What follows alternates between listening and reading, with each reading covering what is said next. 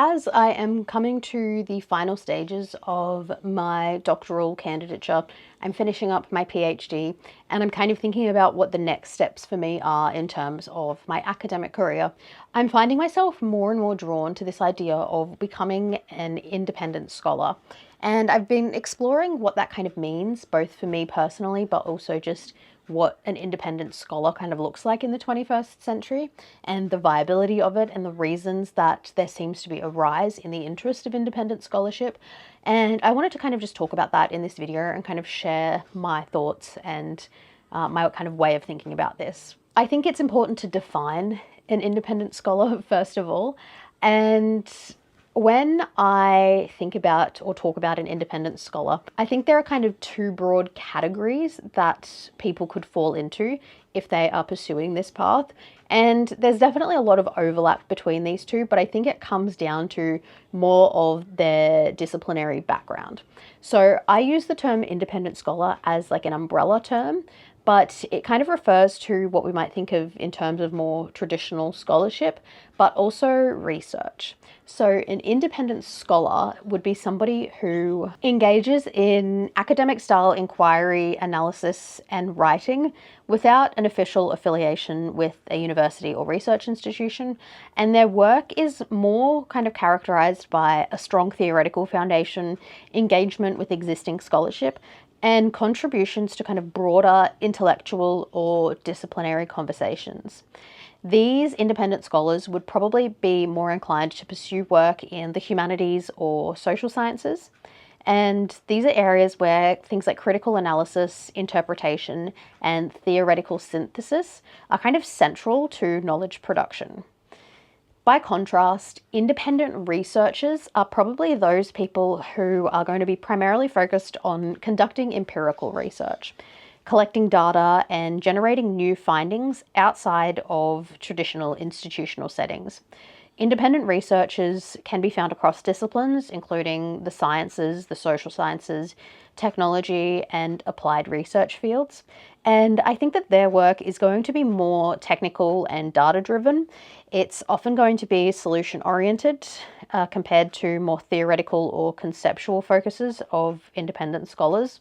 And I think these independent researchers are probably going to be working on maybe more practical, policy-driven or experimental projects that don't necessarily require deep engagement with academic literature in the same way that scholars do. So I think here we would be looking at fields like environmental science, psychology, medicine, engineering, data science, anything that might involve conducting fieldwork, performing experiments, or engaging in qualitative or quantitative research methodologies outside of traditional academic settings. Understandably, there is a distinction because the work of somebody who would consider themselves to be a scholar is quite different to that of a researcher, even though both are happening in institutional settings. And I like this distinction because for me, I don't really like the binary of like sciences versus arts and humanities or qualitative and quantitative. To me, these don't kind of accurately reflect the distinctions between the work of each. As a social researcher myself, there is still significant distinctions between, the work that somebody who is doing qualitative research or qualitative work compared to quantitative work would be doing. And there's an even further distinction between what someone like myself did in my doctoral research, where I was actually synthesizing a lot of existing literature to kind of develop a theory or a framework, rather than just solely relying on the process of collecting and analyzing my own data. So I like this distinction between the work of a scholar and the work of a researcher, recognizing that there is some overlap between them. When I talk about the path of independent scholarship and what that kind of means, in this context, I'm just using independent scholar as an umbrella term to refer to both of those. But I think that distinction is something important to acknowledge because the resources required by and the path of somebody who is more on the research side of things is going to be quite different to somebody on the scholarship side of things. I think it's also important to acknowledge that the term independence means different things to different independent scholars. And there was a great 4-part video series that I watched on YouTube by the channel philosophy for everyday life. And this was a 4-part manifesto looking at the creator's kind of decision to leave the academy and pursue the path of independent scholarship. And in this series, he looked at kind of like 3 main types of independence. And I think this is really important because an independent scholar might fall into any or all or several of these categories. So the first is institutional independence. And I think this is what we typically think of when we think of an independent scholar. It's somebody who is doing their scholarship independently from a traditional academic institution. Now, they're never going to be completely cut off from these because you're still going to be engaged in some way. Perhaps you might not be, you might not belong to a university or, a research institute, but you might be a member of a particular, society or whatever it might be. Something I'm looking at doing is becoming a paying alumni member of my university so that I can still access the library to use some of the software that they have licenses for, all of that type of stuff, rather than having to do that on my own. So in a lot of ways, if you're presenting at conferences, you're doing all of these things, you're probably not completely cut off from any or all institutes, but you're definitely doing your work kind of beyond the boundaries of any of those. The other type of independence is financial independence. So this can mean that you're not getting paid to do your research or your scholarship. You might have an affiliation to an institution, but you might be choosing to kind of pursue this scholarship or this research on top of or outside of the commitments that you have and that you're getting paid for. But because you have the benefits of being affiliated with that institution, perhaps it might be, a good opportunity for you to pursue side projects and things that interest you as a scholar. I think this is going to be more and more common as people are needing to find jobs or build careers that the universities have funding for. And a lot of the time, there's just not going to be the funding behind the projects that individual researchers or scholars might want to pursue. But being able to kind of secure that position is going to enable them to pursue the stuff that interests them on the side. The third type of independence is kind of linked to this, and it's this idea of intellectual independence.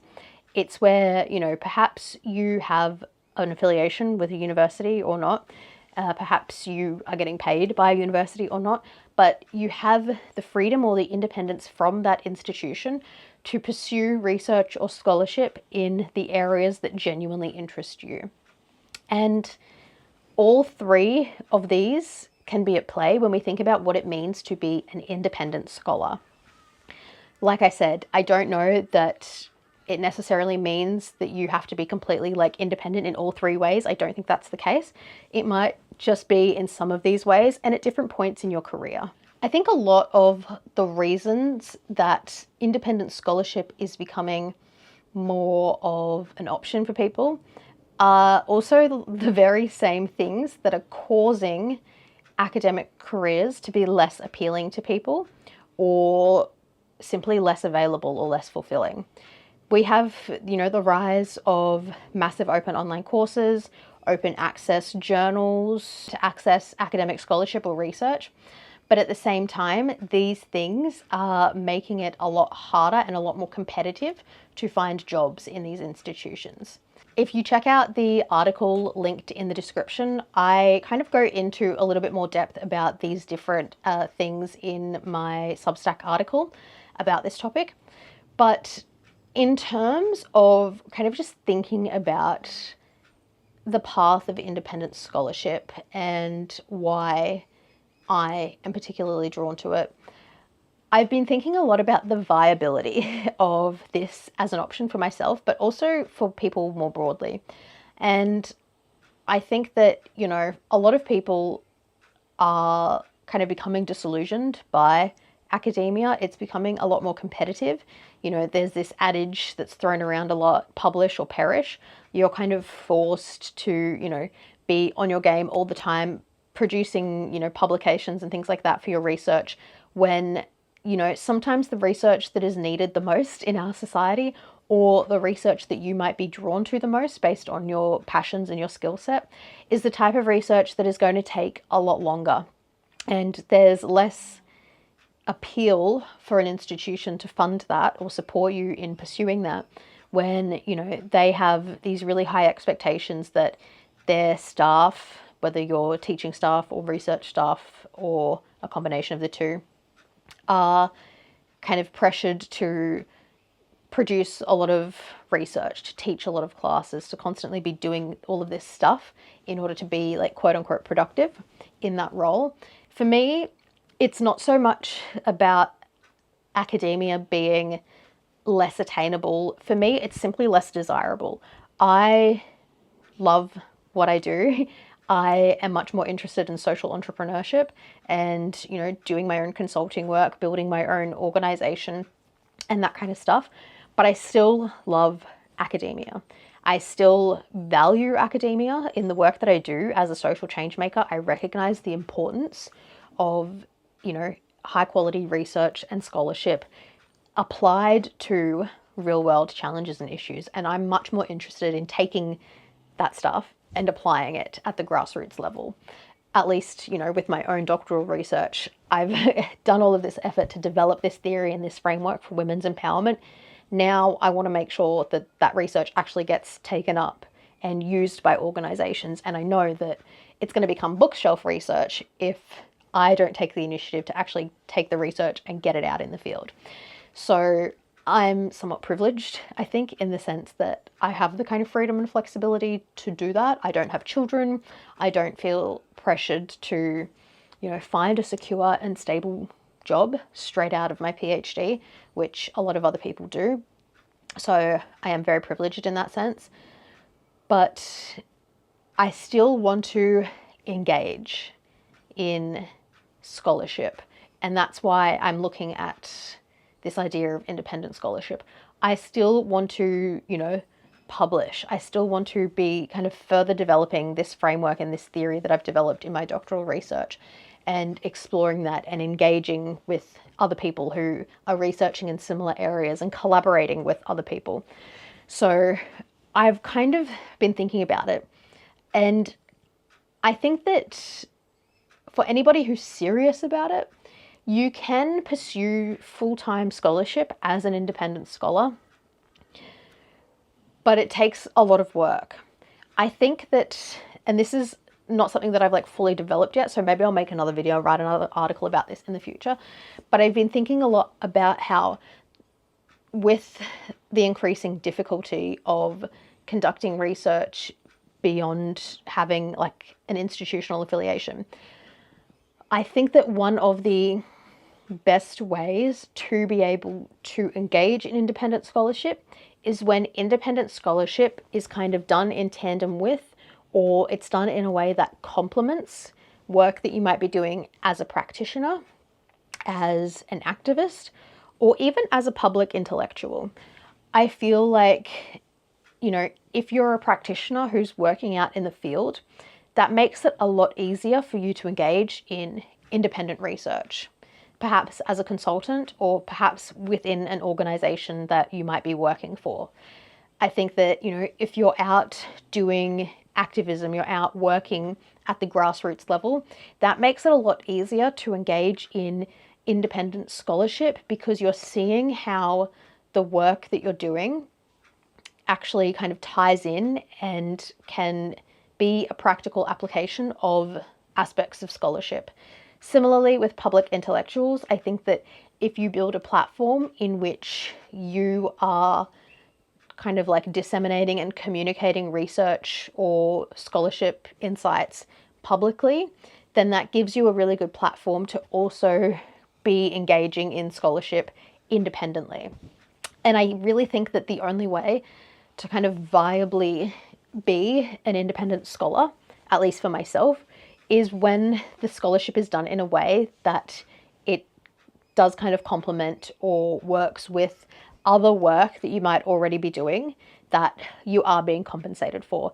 And so for me, I'm working to kind of build a project that will allow me to carry out a lot of the findings from my doctoral research in partnership with other organizations, also through consulting work and things like that, my work with the Humanitarian Changemakers Network, and having those or building them up to be financially viable so that I can pay myself a wage. That, I think, if I can do that, that is what's going to allow me to then engage deeper in scholarship independently, because it's going to be complementing the work that I'm doing. So those are just my thoughts on kind of independent scholarship and how I kind of see it fitting in with my life at this point. Let me know what your thoughts are down below if you are an independent scholar. And if this interests you, definitely check out the article on my Substack, because I kind of go in a little bit deeper looking at some of the nuances that are both enabling independent scholarship, but also making these traditional academic pathways less desirable or achievable or attainable. As always, if you enjoy kind of discussions about living life as a polymath, pursuing the path of self-directed learning and all of that good stuff, then definitely subscribe and check out the rest of my Purposeful Polymath series.